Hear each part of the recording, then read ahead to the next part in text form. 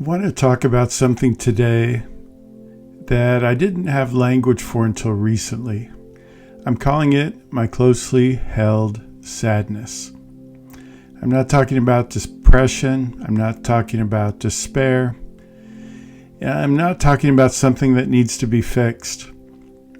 I'm talking about a sadness that has been with me for a long time, quiet, contained, well managed, but never really named until now. A few weeks ago, that sadness loosened, not explosively, not dramatically. It didn't knock me over. It settled into my body. And oddly enough, when it did, something else happened too. I became calmer, less restless, less reactive, less hungry for stimulation. My mind slowed down. I found myself wanting solitude, looking out the window at winter woods, thinking existential thoughts, working on creative projects without constantly needing a break.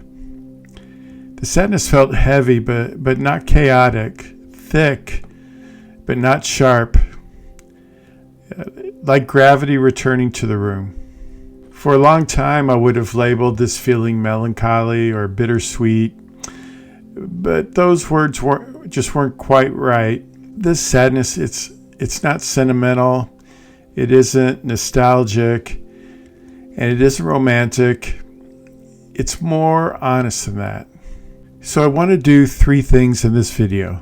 First, describe what I mean by closely held sadness. Second, talk about where it comes from. Third, explain what I think the function of this sadness is in my life. Not to resolve it, not to transcend it, just to tell the truth about it. So what I mean by closely held sadness. When I say closely held, I mean this. This sadness is not spilled onto other people. It's not weaponized. It's not dramatized. It's not something I bleed out onto my family, my students, or the internet. It's held carefully, responsibly, almost respectfully. I've carried it the way you carry something fragile through a crowded space, aware of it at all times, but not making a scene. It doesn't shout. It doesn't demand attention. It doesn't hijack my behavior, but it shapes me. It slows my voice. It deepens my humor. It makes me gentler. It gives my thinking weight. And until recently, I didn't realize how much energy I was spending keeping it contained. Naming it didn't make it louder. It made it honest. So where does this sadness come from? I don't think this sadness has one source. I think it's cumulative. First, there's time. I just turned 60. That matters not because 60 is old, but because it's clarifying. There are more chapters behind me than ahead of me right now. That changes how you relate to ambition, to regret, to urgency. You start asking quieter questions. What remains? What was real? What mattered more than I admitted at the time? Second, there's a loss of certainty. I spent decades inside an evangelical Christian faith system that gave me identity, purpose, and narrative structure. Leaving that world wasn't just an intellectual shift. It was an existential one. I didn't just lose beliefs. I lost a story about my life. And adulthood, it turns out, is quieter than the stories we're handed when we're young. There's sadness in realizing that no one is coming to narrate your meaning for you anymore. Third, there's unrealized capacity.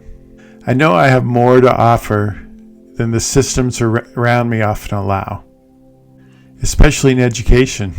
There's a low-grade grief in feeling capable of depth, wisdom, and care in a world that runs on metrics and compliance. That grief doesn't rage, it just stays. Fourth, and this one matters deeply, there's love. I love my kids. I love my wife. I love the ordinary, sacred texture of life. And love brings sadness with it.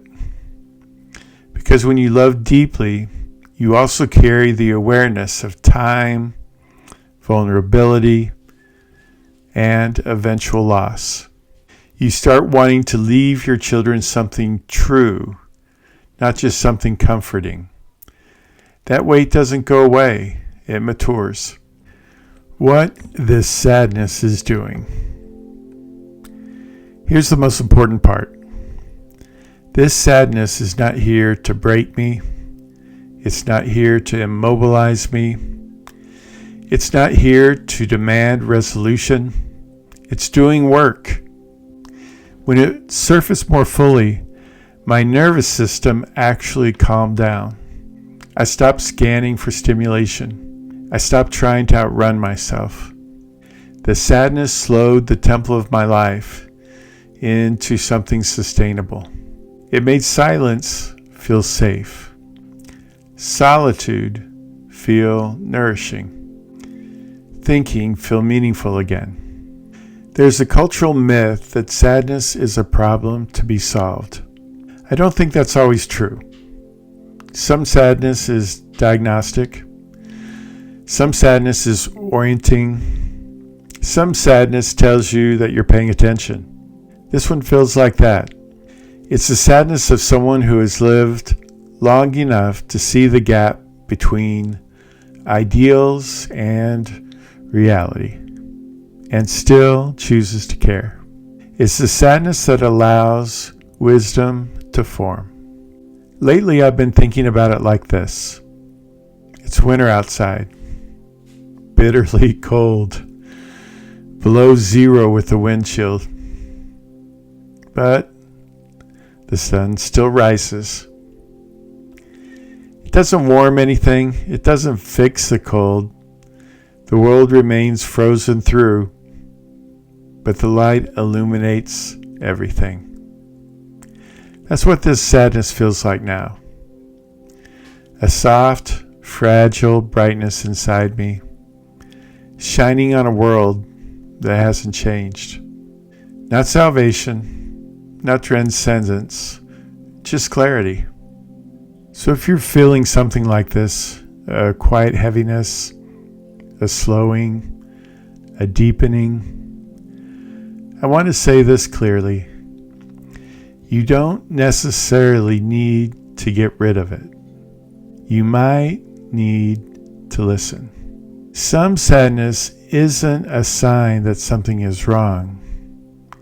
It's a sign that you lived.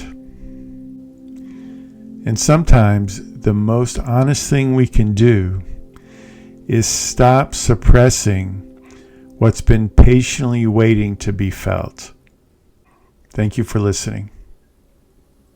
I actually composed a song using AI tools about this idea of a closely held sadness. I'm going to let that song play here and display the lyrics for you to read if you're interested.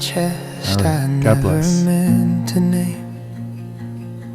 A piercing coldness carried, cutting straight through skin and bone. It settled in the silence where the years had come and gone.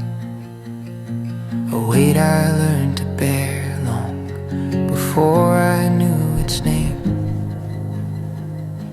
And now the ice is thinning where I held the cold inside, and something old is rising from the depths I learned to hide. My closely held sadness finally breathing out, a soft and fragile brightness on a world still frozen through. It's not here to save me or to make the winter fall. It's just the truth that waited to be felt at all.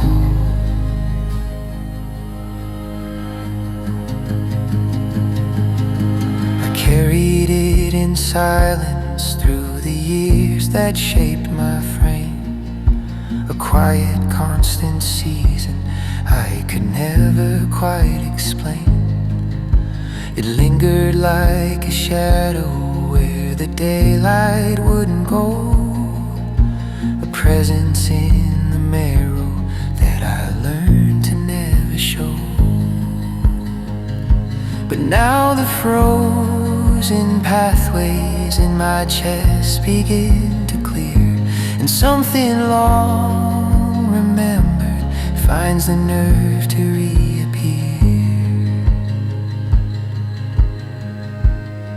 And my closely held sadness finally breathing out, a soft and fragile brightness on a world still frozen through.